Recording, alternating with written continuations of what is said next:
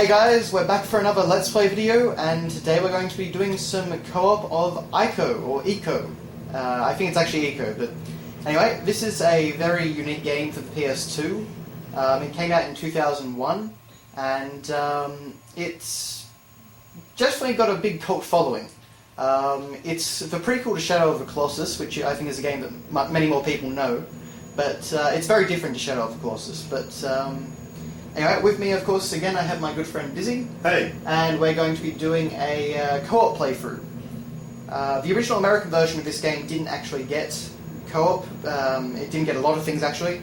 But the European and Japanese versions got extra features because they came out later. So, yeah. Anyway, without further ado, we might just get into the game. So, Dizzy will be player 1 and I will be player 2. I played the game before and he hasn't, so figured we'll try... Yeah, I'd say deactivate. The vibration gets a little bit strong in this game. Fair enough. But, yeah. So, overall, the game doesn't actually have that much story and cutscenes going throughout it. It's not a hugely long game anyway, but the beginning is a little bit cutscene heavy, so, you know, we'll just let it go. There's not much dialogue or story in its, in this either. It's kind of just showing off how impressive the game looked. And for 2001, this was a very, very impressive looking game. The sense of scale was definitely unseen at that point, I think. Until Shadow of the Colossus. Yeah. Which decided to go even bigger again. So what am I doing? Okay, so basically, and the story isn't entirely explained in the game itself, the backstory that is. You've got to read the manual, but basically, you take control of a boy named Eco, and he had the unfortunate, I don't know what you'd say, the unfortunate fate, I guess, of being born with horns, which essentially makes him an outcast in his village. And basically, there's this superstition in the village about boys that are born with horns. And to avoid the wrath of some god or something like that anyway, they take any boys like that to this strange castle and they lock them up and essentially sacrifice them. Yeah, so that's basically what's happening now. We're being taken to be sacrificed. So, it's a bit of a grim fate for poor old Eco. The manual goes into a bit more depth about, his backstory and kind of him growing up, but if I remember correctly, he's supposed to be about 12 years old at this point. Oh, good. So, yeah. It's a bit of a bleak point to start off with, but, yeah. So, basically, what the game is about is you trying to escape from this place. Fair enough. But, it becomes a little bit more involved, particularly after you meet my character. And when's that? Probably about 5 to 10 minutes in. So I have to be 5 to 10 minutes alone? Yes. Oh god. Now, I have played the game before, so I've got a pretty good idea of how to do all the puzzles, so I think we should get through this pretty quickly, but, I mean, my most recent playthrough was 4 hours, so... this one should be even less, with 2 people playing. The AI on my character and the single player can be a bit slow. But, yes, so... That's poor little Eco's fate. In the Matrix? Yeah, something like that, isn't it? Just a bit. But, as you can see, actually, there were all these other places around Eco's cell. You can see them all along there, so those are all other boys which have been sacrificed. So, yeah. So horns are quite common in this village. Yeah, well, this is supposed to have taken place over, thousands of years or something like that.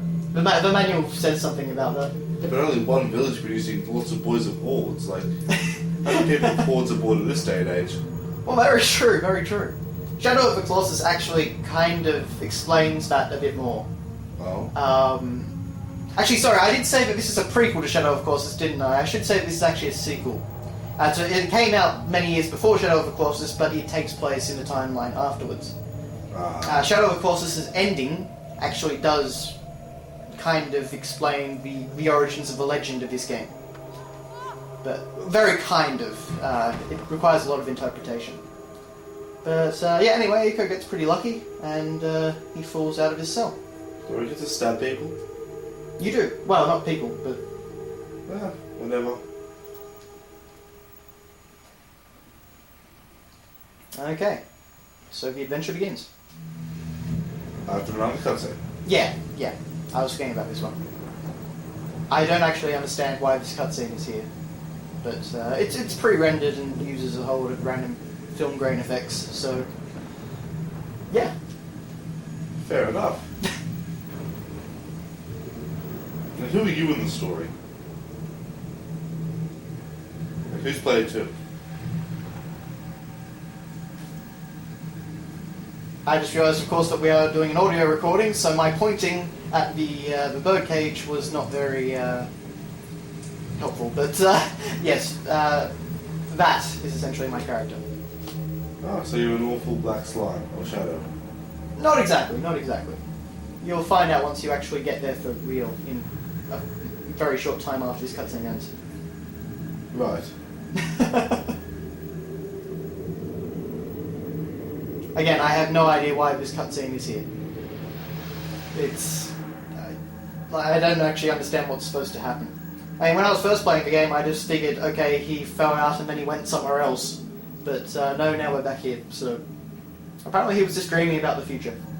As you do. When you're in jail. I've got to say the horns did that, but yeah. Right. Okay, so... Analog stick obviously makes you move. The right analog stick obviously controls the camera. You can jump with triangle. You can call with R1. You can attack with square. Yeah, and you can interact with circle. Right. And yeah, that's pretty much it. So you want to interact with that lever right there?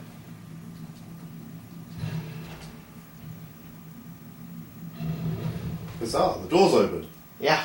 So just jump down off the stairs. You can pretty much jump down off anything, which makes it rather nice. And one of the lovely things about this game is that you have no health bar. Oh. So unless it's a ridiculous fall, like you're falling from one screen to another, you're going to survive. Right. And how do enemies kill you? They don't. That's a very interesting part about this game. So you want to grab onto the chain that was down there. Random chains are a very important part of this game. Lever. Fair enough.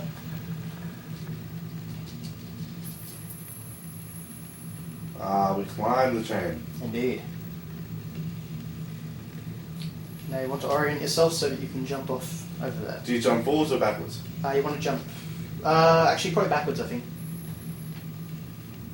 Just press triangle to jump. Okay, There we go. it is backwards, excellent. That's probably important for future reference. Well, indeed. Okay. Now you can do... All this area becomes more important a little bit later, so for right now you just want to go over to the right, and you'll find a ladder. So I did. Indeed. But, so this is just, this very simple intro kind of getting you used to everything. But up here, you may recognise this room from the dream sequence we had a few seconds ago. So I do. I was grabbed by a shadow. You. Yeah, except that doesn't happen in the real one. Oh, So... it's kind of cool. Yeah, I don't get it, but... Anyway, so Eco is a very unusual game, but it's definitely become one of my favourites on the PS2. It's very unorthodox, and it tells its story very subtly, but I don't know, it just creates a great sense of ambience, and some of the puzzles that appear later in the game are very enjoyable, and also, as we're about to see a bit later in this playthrough, because it's my second playthrough on the save file, we are actually going to get a lightsaber. So that is definitely something to look forward to. Well, for us. Well, yeah, but I think for everyone. I mean, no one can really dispute the awesomeness of a lightsaber. No, perhaps not. The way we designed this room really didn't think far ahead. Like, the stairs stop, and then you climb a chain, and then they start again. In fairness, I don't think anyone was supposed to be able to escape. So that's me. So the game actually has its own language. Ah, Two, in fact. really? So my character actually speaks a different language from your character. But because this is the second playthrough, we actually will see the translation. In the first playthrough, it just appears as symbols, so that you actually can't understand what she's saying. So, but in this playthrough, we actually get to see what she's saying, and this is actually my first time going through a second playthrough, so it's going to be interesting for me as well. Fair enough. Well, I jumped out the window. Is that what I'm supposed to do? Indeed it was. Oh, I thought I was going to rescue you. Yeah, that was the wrong way. You just got to go up through that other window.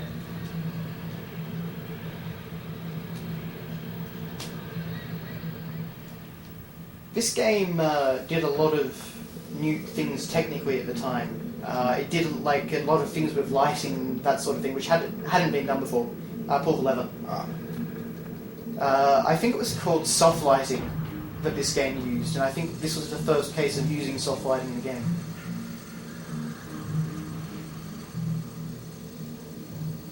You're going to get a lot of comments disputing that. Probably, yes. Probably. But according to Wikipedia anyway, soft lighting was a big thing. So... You can just jump down from there. So basically you want to get back to the very bottom again. Do you want to try dropping?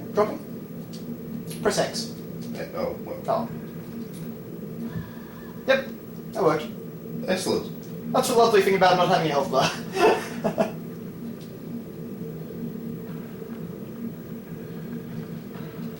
Wrong way. Yeah. How do you think it controls, my friend? It controls quite well compared to some of our modern games. I try and play some of the more open world experiences, or even like Assassin's Creed. Yeah. Yeah, the character just sort of feels heavy and weighted. This is quite flowing. Yeah, that's actually something I find with a lot of PS2 games. I often think of games like Prince of Persia, Sands of Time, and stuff like that, where characters feel, like as you said, flowing is the perfect word. Whereas everything nowadays seems to feel really heavy. It's something I definitely miss about games, but I think it's just because the number of animations have gone up. So like, there's so much more detail in the character's movement. Well, indeed, and also you need like 6 buttons to actually get the character to run. Yeah, that's true. Alright, so there's a ladder this way. Yep. So basically you want to climb up here and jump Love onto games that do that. Pardon? Love games where you can jump onto a ladder halfway.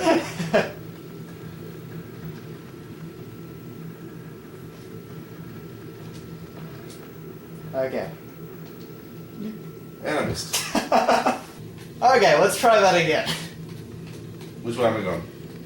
You know which way you're going. I know, I just like doing this. It's always fun, stuffing around with characters' animations. Keep doing that now. He was able to grab it before. Yeah. Trust me when I say that grabbing things can sometimes be a very imprecise art in this game. There are a few times that it can cause a little bit of frustration. Alright, sweet. There we go.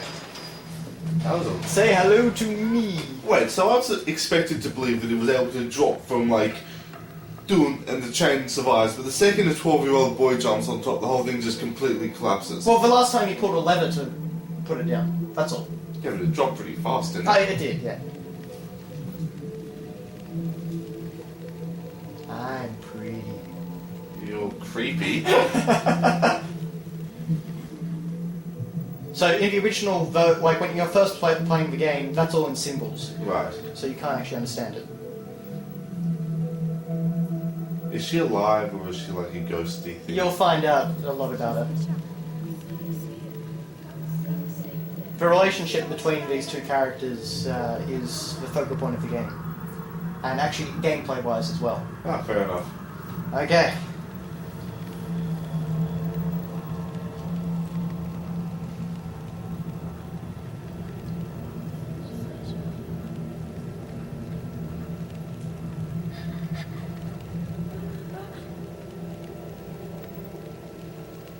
So this right here is what I meant when I said you don't have a safe up. So grab that stick, walk over to that stick and grab it with circle. Now run over and beat the heck out of the guy that's got me.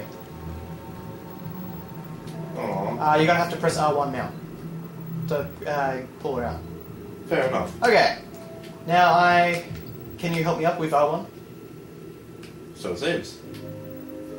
Oh, okay, no, we just... Okay, I thought you actually had to beat that creature, but apparently he just runs away. I would too if it saw me coming out of horns.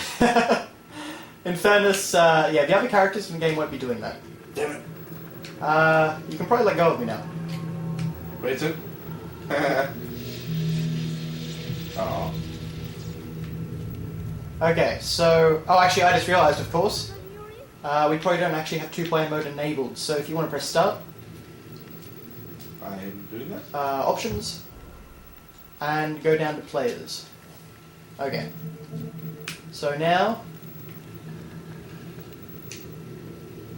Whee!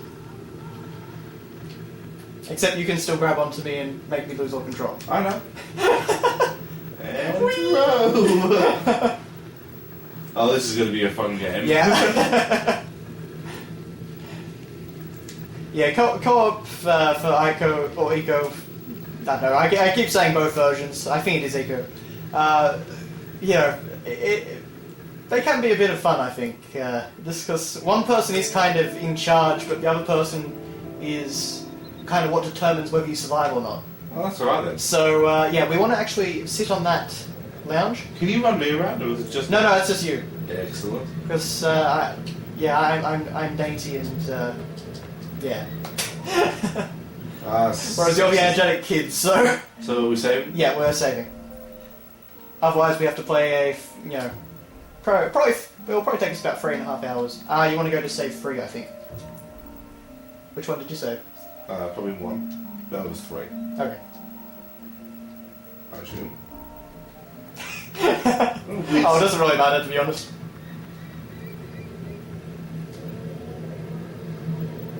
So what can you do as a character? I can open... Oh, okay, I might need your help here. Maybe? Yeah, you want to press Oh. R1. That's what I was pressing, but it didn't... Okay, look, I'm up now. I'm going to help you. I can't. I totally didn't just press X. Goodbye, Mr. Bond. How about I hold your hand? That way you can't fall down. Oh. No, I have to fall down. That's a scripted sequence. No, it's not. Yes, it You is. run first and you go first. Okay. Then we'll see if your scripted sequence is true or not. I'm pretty sure that Yorda has to fall down. I mean, co-op, I guess all bets are off. Exactly. So run. Yeah, I'm stuck. I'm literally stuck. I grab your hand. Oh, for God's sake. Don't ruin the magic of the game. I want to. It's fun. What are you doing? Force you. Let go of me. Nope. Let go of me. Off you go. Oh crap. Okay. Whatever. I will kill you one day for that.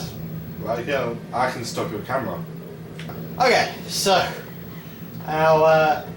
okay, I don't know why Yorda just stopped there. Her name is Yorda, by the way. I probably should have mentioned that, but yeah. So my ability is to actually open these doors. They're called idle doors, from what I remember. And I can also be very handy in stepping on pressure switches and essentially letting you go further. So you're useless, basically. No, because I'm also your life bar. Okay. Oh, you're my life bar. So Yes. assuming that you stay in the corner and... So you're about to find this, basically, where these monsters will try and grab me and drag me down to, let's just say, hell. So basically, you need to protect me. Now, in single player mode, she kind of just stands there. She's not very good at actually running away from them. But of course, I can now run. Can you do anything? Like... I can't fight, no. Well, why not? Don't worry, you will thank my ability to open doors a bit later. Because when you actually open a idle door, every single enemy in the area gets... Like, did you just leave me? Yes. Did you just leave me? Oh, look. The door's closed now. Oh, fine. You can't get across there anyway. Why weren't the scary things your way? You gotta kill them. Yeah, I'm trying to pull them out of the ground. No, you don't pull them out of the ground. You just hit them. Oh, let's go. Oh, right. Oh, not this shit again. Walk softly and carry a big stick. Oh, well, that was a lesson. That's all you have to do. That's all you have to do. Can I break things? No. How is it? They're so obviously supposed to be broken. With a stick. You're going to break barrels with a stick. Happens in every other video game. Yeah, true enough. Okay, so what you want to do is you want to go down, and there's a lovely block over where I am. Oh. And basically you want to pull that off its pressure plate. Probably from the other side. Oh. You don't have a whole lot of room to move there. Yeah, well, why doesn't the pressure plate push me? Oh. You're too light. But I was heavy enough to break the chain. Yes. Yeah. In fairness, it did have another woman. It had a woman in it as well. Well, you get on the damn thing and see if... Okay, we'll break silence and we'll come. No. Oh, you think that's going to work? Stay away from me. I don't want to hold hands. No. That's right. Get on the damn chain pressure plate thing. See? Does it bloody work? No, because that's a special box pressure plate. Uh-huh. It uses advanced alien technology to determine when a box is on it. Well, fair enough. That's my reasoning, I'm sticking to it. Man, my goodness, does this game look nice.